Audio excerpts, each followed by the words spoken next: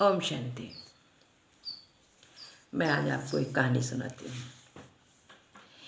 एक बार एक नगर में कोई एक सिद्ध पुरुष आए हुए थे, जिनके जुबान से जो भी वचन निकलते थे सत्य हो जाते थे। तो एक बार उनसे आशीर्वाद लेने के लिए एक कोई गांव में रहते थे गरीब दंपत्ति, वो दोनों आए और हाथ जोड़कर कहने लगे, महाराज जी मैं बहुत गरीब हूँ। महाराज जी ने आशीर्वाद दिया, जाओ तुम अमीर हो जाओगे। आशीर्वाद लेके खुशी खुशी दोनों चले गए। गुरुजी भी चले गए। करीब 5-7 साल के बाद दोबारा गुरुजी का आगमन हुआ। तो गुरुजी को ध्यान आया कि वो एक दंपत्ति थे जो मुझसे आशीर्वाद लेने आए थे, उनका हालचाल जानूं कैसे हैं आप वो। तो उन्होंने देखा वो बहुत अमीर हो गए थे। तो जैसे ही उन्होंने देखा कि गुरुजी आए हुए हैं तो वो लोग स्वागत सम्मान में आए और गुरुजी को निमंत्रण दिया। गुरुजी उनके यहाँ भोजन पर गए तो उन्होंने गुरुजी के सम्मान में बहुत अच्छी व्यवस्थाएं की, बहुत स्वादिष्ट भोजन बनवाया और अच्छा प्रोग्राम रखा।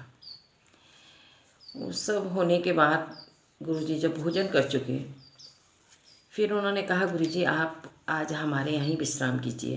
गुरुजी ने कहा ठीक है। तो गुरुजी के लिए उन्होंने बहुत बढ़िया चंदन का बेड बिछवाया और उस पर गुरुजी को लिटाया।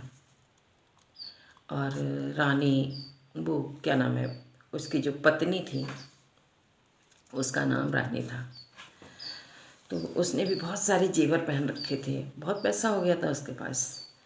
तो उसने क्या किया, एक उसके पास 9 लखा हार था। तो जिस कमरे में गुरुजी लेटे थे उसी में एक खूंटी बनी हुई थी, तो उसने वो उतार के उसी खूंटी पर लटका दिया। गुरुजी से कहा आप आराम करो। गुरुजी आराम करने लगे, सभी लोग सो गए। गुरुजी 4 बजे उठे, ब्रह्म मुहूर्त में 4 बजे उठे। गुरुजी की नज़र पड़ी 9 लखा हार पर। गुरुजी ने वो हार उतारा, अपनी उसमें जो थैला वैला था उसमें डाला। गुरुजी चले गए, 4 बजे ही निकल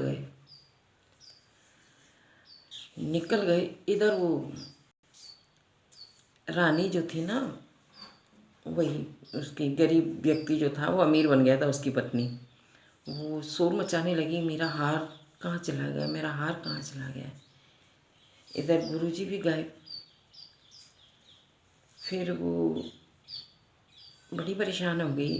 तो गुरुजी पर तो कोई शक ही नहीं कर सकता था, गुरुजी क्या करेंगे हार चुरा के। तो वो दौड़ी दौड़ी गुरुजी का पता लगाने लगी। गुरुजी से पूछेंगे ये हार कहाँ चला गया, उनके आशीर्वाद से ही तो सब कुछ हुआ था, तो वो तो क्यों लेंगे। तो वो गई गुरुजी के पास। तो उसने पूछा, गुरुजी मेरा हार खो गया। का हार कि कहाँ पर था, कि जिस कमरे में आप लेटे थे उसी कमरे में मैंने टांग दिया था खूंटी पर। तो गुरुजी ने कहा परेशान ना हो, हार मिल जाएगा, पहले आप अपने पति को बुलाओ, मुझे कुछ बात करनी है। भैया उनके पति आ गए, दोनों पति पत्नी को बिठाला और उनसे पूछा, हार तो आपका मिल जाएगा, लेकिन पहले ये बताओ कि आपने हमको जो भोजन कराया था वो आपकी मेहनत की कमाई का था, कहाँ से आया था। उन्होंने कहा, गुरुजी के आगे झूठ कैसे बोलें, गुरुजी मेरी चोरी और बेईमानी की कमाई का था। उन्होंने कहा अच्छा। फिर उन्होंने पूछा, आपने जो हमें बेड पे सुलाया था वो बेड आपने कहाँ से मंगवाया। तो उसने कहा वो भी चंदन का बेड हमने चोरी से ही राजा के राज्य से चोरी करवाया था। अच्छा, चोरी के बेड पे सुलाया, चोरी का भोजन कराया, इसीलिए मेरी बुद्धि खराब हो गई, मैंने तेरी पत्नी का हार चुराया। इसीलिए कहा जाता है कि हर किसी के घर का भोजन नहीं करना चाहिए, हर किसी के हाथ का भोजन नहीं करना चाहिए। हाँ, भोजन हमको लगता है कि बहुत अच्छा बना है, स्वादिष्ट बना है, लेकिन वो किस कमाई से बना है, किस भाव से बना है, इसका अन्वेषण जरूर करना चाहिए, उसके बाद ही हमें भोजन ग्रहण करना चाहिए। नहीं, कहते नहीं है जैसा खाओ अन्न वैसा बने मन। तो जैसा अन्न हम ग्रहण करते हैं वैसा ही मेरा मन बन जाता है। जैसे वो गुरुजी ने उनके घर का अन्न ग्रहण किया, चुरा चुरा के उन्होंने सारा कुछ किया था, अमीर बने थे, तो वो गुरुजी की भी बुद्धि चोरी की हो गई थी।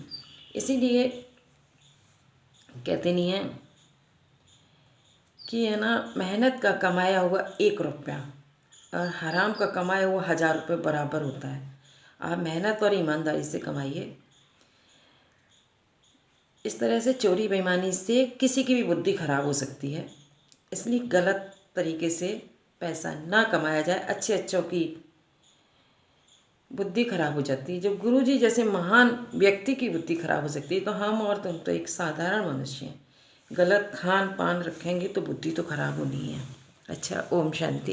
अपना ध्यान रखें, स्वस्थ रहें, मस्त रहें। ओम शांति।